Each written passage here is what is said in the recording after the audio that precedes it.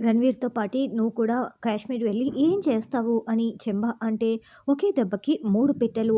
ఇప్పుడు రణ్వీర్ చెప్పింది, అమర్ చెప్పింది నిజమైతే నా పాప ఎవరో నాకు తెలిసిపోతుంది. లేదంటే నేను రణ్వీర్ నోరు విప్పకుండా చేస్తాను. ఇక మూడోది ఏంటి అంటావా? బాగీని చంపడం. అని మనోహరి అంటే, "ఏంటి బాగీని చంపేస్తావా? అది కూడా కాశ్మీర్‌లోనా?" అని చెంబ అంటుంది. "అవును. అరుంధతిని ఊటీలో చంపాను. ఈ బాగీని కాశ్మీర్‌లో చంపబోతున్నాను. ఇద్దరు అక్కా చెల్లెళ్ళు పైన కలుసుకొని చాలా సంతోషంగా కబుర్లు, ముచ్చట్లు చెప్పుకుంటారు. నువ్వే అన్నావు కదా! బాగీ నన్ను బకరాన్ చేస్తోందని. అది నిజమో కాదో నాకు తెలీదు కానీ, నేను బాగీని చంపటం మాత్రం కరెక్టు. ఒక్క దెబ్బకి 3 పిట్టలు. బాగీ చావు" అని మనోహరి చెప్తుంది. అమరేంద్రకి తెలిసి నువ్వు వెళ్ళలేవు కదా అని చెంబ అంటే, నేనేమైనా పిచ్చిదాన్నా? అమర్‌కి తెలిసి వెళ్ళేలా చేయటానికి, అమర్‌కి తెలియకుండానే నేను కాశ్మీర్ వెళ్తాను, ఇదంతా చేస్తాను అని మనోహరి చెప్తుంది. అమర్ ఆలోచిస్తూ ఉంటే, సార్ మిస్సమ్మ మీతో ఏదో మాట్లాడాలంట అని రాథోడ్ బాగి ఇద్దరు అమర్ దగ్గరికి వస్తారు. ఏంటో చెప్పు అని అమర్ అంటే, ఏవండి మనతో పాటు రణ్వీర్‌ని తీసుకువెళ్ళటం అవసరమా అండి? వాడు పిల్లల్ని చంపాలని చూశాడు. అంజుని కిడ్నాప్ చేయాలని చూశాడు. అలాంటి వాడిని మనతో తీసుకువెళ్ళటం కరెక్ట్ కాదండి అని బాగి అంటే, అవును సార్ వాడు ఎంత దుర్మార్గుడో తెలిసిన విషయమే కదా! వాడిని తీసుకువెళ్ళటం అవసరమా అని రాథోడ్ అంటాడు. ఇప్పుడు రణ్వీర్ ఇక్కడ ఉంటేనే పిల్లలకి భద్రత ఉండదు. అదే మనతో పాటు వస్తే ఇక్కడ పిల్లలు సేఫ్‌గా ఉంటారు. అంతేకాదు ఇప్పుడు రణ్వీర్‌ని అక్కడికి తీసుకువెళ్తున్నది పాపను అప్పజెప్తానని అబద్ధం చెప్పాను. ఇప్పుడు అక్కడికి వెళ్ళిన తర్వాత రణ్వీర్ భార్య ఎవరో తెలుసుకోవటం కోసమే నేను ఇదంతా చేస్తున్నాను. అని అమర్ అంటే, రణ్వీర్‌ని కొట్టినా, చంపినా నిజం చెప్పడండి. వాడి భార్య పేరు బయట పెట్టడు అని భాగి అంటే, దానికోసం కొట్టను, చంపను అవసరం లేదు. నిన్న ఆల్మోస్ట్ ఆల్ నోరు విప్పబోయాడు. కానీ కొంచెంలో తప్పించుకున్నాడు. నిన్న ఆ రణ్వీర్ భార్య నాకు దొరకపోయింది. కానీ కొంచెంలో తప్పించుకుంది. రణ్వీర్ కాశ్మీర్ వస్తున్నాడంటే, రణ్వీర్ భార్య కూడా ఖచ్చితంగా కాశ్మీర్ వస్తుంది. తనెవరో నాకు బాగా తెలిసిన వ్యక్తిలా, దగ్గర వ్యక్తిలా అనిపిస్తూ ఉంది. కాశ్మీర్‌కి వచ్చిన రణ్వీర్ భార్యని నేను ఎలాగైనా కనిపెట్టి పట్టుకుంటాను అని అమర్ చెప్తుంటే, అమర్‌కి తెలియకుండా వెళ్తాను. అది ఎలా అంటే అని మనోహరి నాకు చాలా దగ్గరగా వచ్చేసాడు అమర్. నన్ను కనిపెడదామని చూస్తున్నాడు. కానీ తెలియకుండా నేను జాగ్రత్తగా ప్లాన్ చేస్తాను. ఊటీలో మొదలైన నా పగని అమర్ మొదలుపెట్టిన ఈ మిషన్‌కి నేను ఎండ్ కార్డ్ చేస్తాను అని మనోహరి చెంబాతో చెప్తూ ఉంటే, ఊటీలో మొదలైన ఈ కథని మనోహరి భార్యను కనిపెట్టి ఊటీలోనే ఎండ్ చేస్తాను. అంజుకి లైఫ్ లాంగ్ థ్రెట్ లేకుండా చేస్తాను అని అమర్ చెప్తాడు. అమర్ అక్కడి నుంచి వెళ్ళిన తర్వాత, ఇది మిస్సమ్మ మా సార్ ప్లాన్ అర్థమైందా అని రాథోడ్ అంటే, కానీ మనోహరి కాశ్మీర్‌కి వస్తుందంటావా? ఆయనకి తెలిస్తే ఒప్పుకోడు కదా! అంటే చెప్పకుండా వస్తుందా? ఇదంతా సాధ్యమవుతుందా? అని బాగి అడుగుతూ ఉంటే, మనోహరి చెప్పి వస్తుందో, చెప్పకుండా వస్తుందో ఈరోజు రాత్రికే తెలిసిపోతుంది కదా మిస్సమ్మ అని రాథోడ్ చెప్తాడు. రాత్రి అయిపోయిన తర్వాత అమర్ పిల్లలందరినీ కూర్చోపెట్టుకుంటే, మనోహరి, బాగి వాళ్ళు నిలబడి ఉంటారు. చూడండి పిల్లలు, మేము రేపు మార్నింగ్ కాశ్మీర్‌కి బయలుదేరి వెళ్తున్నాము. అక్కడ మేము 2 డేస్ ఉండాల్సి వస్తుంది. మీరందరూ చాలా జాగ్రత్తగా ఉండండి. మనోహరి ఆంటీ మిమ్మల్ని కంటికి రెప్పలా చూసుకుంటుంది అని అమర్ చెప్తుంటే, సరే అమర్ నేనున్నాను కదా! పిల్లల్ని జాగ్రత్తగా చూసుకుంటాను. కంటికి రెప్పలా చూసుకుంటాను. నువ్వేం వర్రీ అవ్వకు అని మనోహరి చెప్తుంది. అదేంటి రాథోడ్ నేను ఉండనని చెప్తుందనుకుంటే, నేను కంటికి రెప్పలా చూసుకుంటానని మనోహరి చెప్తోంది అని బాగి మెల్లగా రాథోడ్‌తో చెప్తూ ఉంటే, కాసేపు ఆగు మిస్సమ్మ ఏదో ఒక సోది మొదలు పెడుతుంది. అప్పుడు బయటపడుతుందని రాథోడ్ చెప్తాడు. నిజానికి నేనొక్కడినే వెళ్ళాల్సి ఉంది. సింక్ బలవంతం వల్ల బాగీని తీసుకువెళ్ళాల్సి వస్తుంది. అర్థం చేసుకో మనోహరి అని అమర్ చెప్తుంటే, "ఆ! మీకిష్టం లేకపోతే నేను రానులెండి" అని బాగి బొంగమూతి పెడుతుంది. లేదులే మిస్సమ్మ మీరు వెళ్ళకపోతే సింగ్ గారు అస్సలు ఒప్పుకోరు కదా అని రాథోడ్ అంటాడు. అయినా నేను తీసుకువెళ్ళకపోతే నువ్వు ఫీల్ అయ్యేలా ఉన్నావు కదా అని అమర్ కోపంగా చెప్తూ ఉంటాడు. చూసావా మనోహరి ఇష్టం లేనట్లు ఎలా మాట్లాడుతోందో అని చెంబ అంటే, ఇప్పుడిస్తాను కదా ఒక ఝలక్ అని మనోహరి అంటుంది. అప్పుడే మనోహరికి ఫోన్ కాల్ రావటంతో, ఓహ్! అవునా?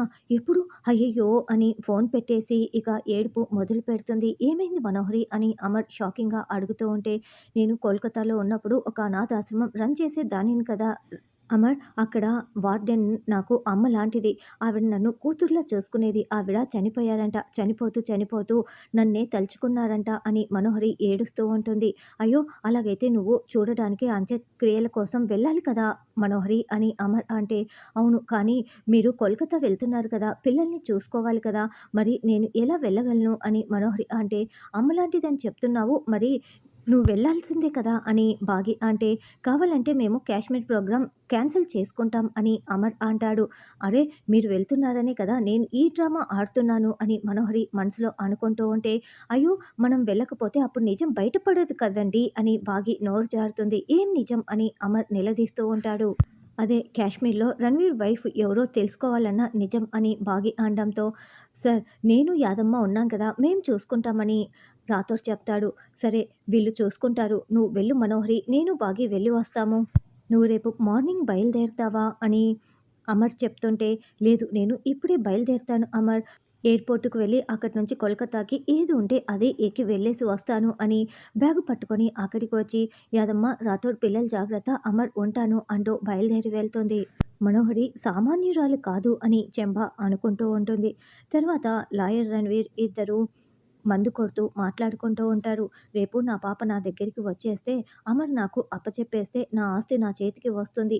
తర్వాత ఆ పిల్లని ఏం చేయాలన్న దాని గురించి ఆలోచిస్తాను అని రణ్వీర్ చెప్తుంటే, అప్పుడే మనోహరి బ్యాగ్ పట్టుకొని అక్కడికి రావటంతో చాలా షాకింగ్‌గా, ఏంటి అమర్ నిన్ను తరిమేశాడా? అందుకే ఇలా బ్యాగ్ పట్టుకు వచ్చావా? అని రణ్వీర్ నిలదీస్తూ ఉంటాడు. ఏం కాదు, నేను నీతో రేపు కోల్కతా వస్తున్నాను నా కోసమే అని మనోహరి అంటే, మీ పాప కోసం వస్తుందేమో సార్, తను కూడా తెలుసుకోవటం కోసం అని లాయర్ అంటాడు. అవునని మనోహరి అంటే, నా పాప ఎవరో నాకు తెలిస్తే నాకు ఆస్తి వస్తుంది. నీకేంటి లాభం అని రణ్వీర్ అంటాడు. అంతేకాదు ఇప్పుడు నువ్వు అమర్ దగ్గర నా పేరు బయట పెట్టకుండా జాగ్రత్తగా చూసుకోవటం కోసం కూడా అని మనోహరి అంటే, అప్పుడు నీకోసం వస్తున్నానని చెప్పు. అయినా అమర్‌కి తెలిస్తే అని రణ్వీర్ అంటే, మనం అమర్ వాళ్ళతో కాకుండా వేరొక ఫ్లైట్‌లో వెళ్దాము. అమర్‌కి తెలియకుండా నేను వస్తున్నాను. ఇప్పుడు అక్కడ నా పాప కోసం నువ్వు నోరు జారకుండా ఉండటం కోసం మాత్రమే కాదు, భాగ్యని చంపటం కోసం నేను వస్తున్నాను అని మనోహరి అంటే, నీకేమైనా పిచ్చి పట్టిందా?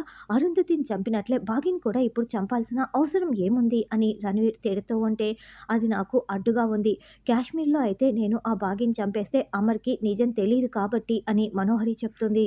నువ్వు అరుంధతిని చంపినట్లే భాగ్యని కూడా చంపితే అమర్‌కి డౌట్ రాకుండా ఉంటుందా అని రణ్వీర్ అడుగుతూ ఉంటే, రాదు, కర్మ సిద్ధాంతం అని చెప్తాను అని మనోహరి చెప్తుంది. కర్మ సిద్ధాంతం ఏంటి అని రణ్వీర్ లాయర్ చాలా షాకింగ్‌గా ప్రశ్నిస్తూ ఉంటే, ఒక కుటుంబం నీళ్ళల్లో పడి చచ్చిపోతుంది. ఇంకో కుటుంబం అగ్నికి ఆహుతైపోతుంది. మరో కుటుంబం గాల్లో కలిసిపోతుంది. అలాగే ఈ అక్కా చెల్లెళ్ళు ఇద్దరు నా చేతిలో అంతమైపోతారు అని మనోహరి అంటే, చాలా రిస్క్ తీసుకుంటున్నావు మనోహరి. అరుంధతి చనిపోతేనే అమర్ పిచ్చివాడైపోయాడు. ఇప్పుడు బాకి చనిపోతే అమర్ ఏముడైపోతాడు?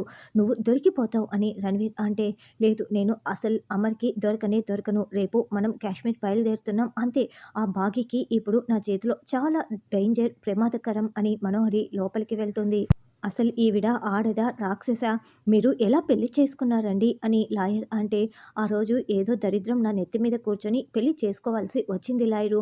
తొందరగా వదిలించేసుకున్నాను కదా అని రణ్వీర్ అంటే, ఇంకా ఎక్కడ వదిలించుకున్నారండి? ఇంకా మీకు తగులుకొనే ఉంది కదా! పాపం రేపు భాగ్య గారి బతుకు తెల్లారినట్లే అని లాయర్ చెప్తూ ఉంటే రణ్వీర్ ఆలోచిస్తూ ఉంటాడు. తర్వాత బాగి అద్దం ముందు నిల్చొని రెడీ అవుతూ ఉంటే, అమ్మ నువ్వు మమ్మల్ని వదిలేసి వెళ్తున్నావా అని బుజ్జమ్మ వచ్చి అడుగుతూ ఉంటుంది. అయ్యో అలా అనకూడదు, 2 రోజులు మేము కాశ్మీర్‌కి వెళ్ళి వస్తాము అంతేనని బాగి చెప్తుంటే, అంజు కూడా అవును మిస్సమ్మ, నువ్వు వెళ్తుంటే చాలా బాధగా ఉంది అని అంజు చెప్తూ ఉంటుంది.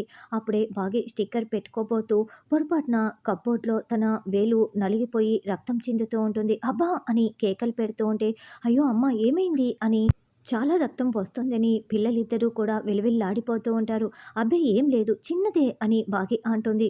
వద్దు మిస్సమ్మ, నువ్వు మమ్మల్ని వదిలి వెళ్ళొద్దు. నువ్వు ఇంట్లోనే ఉండు. మమ్మల్ని ఎవరు చూసుకుంటారు అని అంజు బుజ్జమ్మ చెప్తూ ఉంటే, రాతు నిన్ను చూసుకుంటాడు కదా! నువ్వు బుజ్జమ్మని బాగా చూసుకోవాలి అని బాగి ధైర్యం చెప్తూ ఉంటుంది.